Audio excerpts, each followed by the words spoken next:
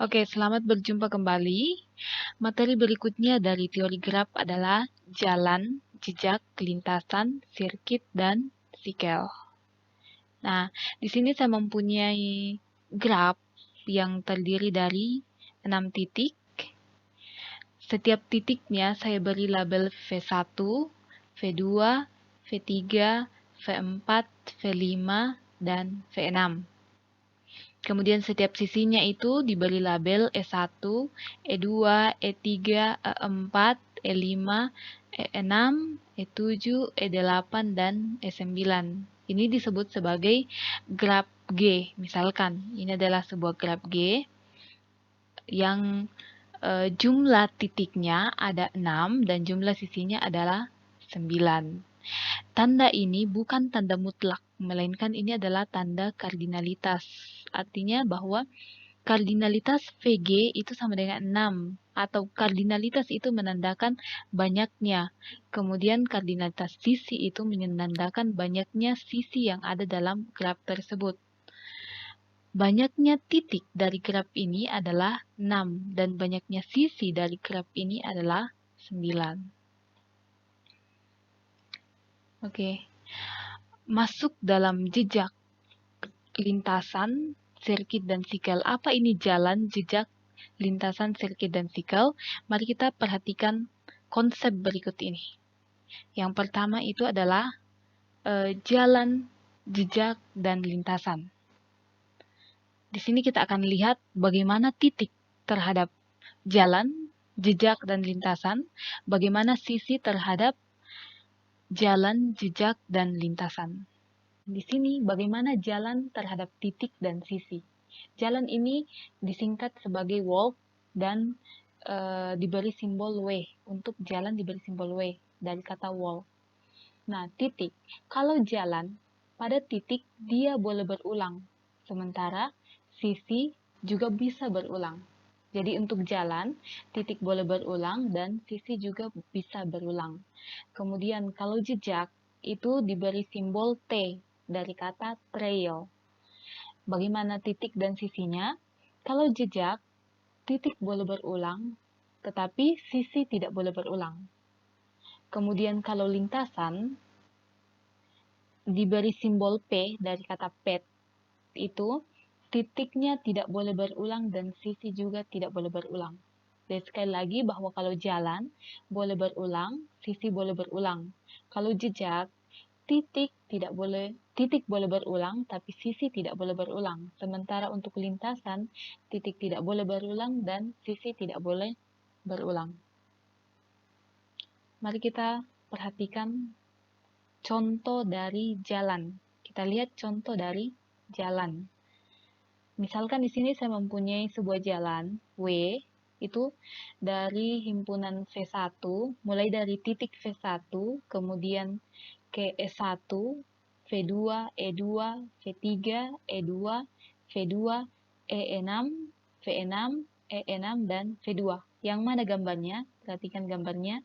Dia mulai dari V1, kemudian ke E1, V2, E2, kemudian ke V3, kembali lagi ke V2, kemudian turun ke V6, dari V6 kembali lagi ke V2. Berarti dia berakhir di V2. Ini adalah jalan. Perhatikan bahwa dia mengulang, sisi yang terulang itu ada di E2 dan E6. Kemudian titik yang berulang ada V2, ada V3, dan V6. Itu adalah jalan. Jadi, sisi boleh berulang dan titik boleh berulang.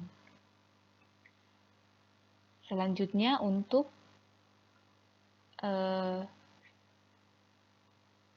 jejak. Untuk jejak itu dia dimulai dari, perhatikan jejak bahwa jejak itu titik boleh berulang, tetapi sisi tidak boleh berulang. Yang mana? Perhatikan contoh V1 sampai V6. Dari V1 ke V2, V2 ke V3, V3 ke V5, V5 ke V2, dan V2 ke V6. Yang mana berulang adalah titik V2. titik V2 berulang pada jejak di sini, tapi tidak ada sisi yang berulang. Titik boleh berulang, tapi titik boleh berulang, tapi sisi tidak boleh berulang. Itu adalah ciri khas dari jejak.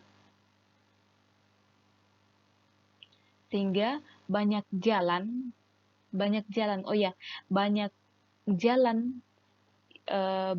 jalan yang dilalui oleh W ini, dilalui oleh titik pada W, banyaknya jalan itu dilihat dari banyak sisi yang ia lalui. Panjang jalannya itu dilihat dari banyak sisi yang dia lalui. Misalnya, DW tadi, dia mulai dari V1 sampai V6, kita melihat berapa sisi yang dia lalui. Ada E1, E2, E2 lagi, E6, dan E6. Itu ada 5 sisi, berarti banyaknya jalan atau panjang jalan itu adalah 5. D ini dari kata distance, DW, itu adalah 5. Kemudian untuk jejak, trail, ada berapa jejaknya, panjang jejaknya, ada berapa panjang jejaknya. Panjang jejak yang dilalui V1 ini sampai ke V6 itu ada 5. Ada 5. DT atau distance trail. Kemudian berikutnya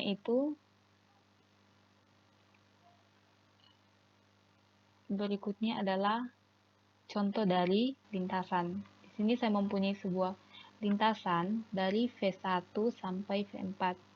Lintasan dari V1 sampai V4, di mana dikatakan konsep dari lintasan bahwa titik tidak boleh berulang dan sisi juga tidak boleh berulang. Perhatikan, V1 ke V2, V1, E1, V2, V2, E5, V5, V5 ke V4, V5, E7, V4.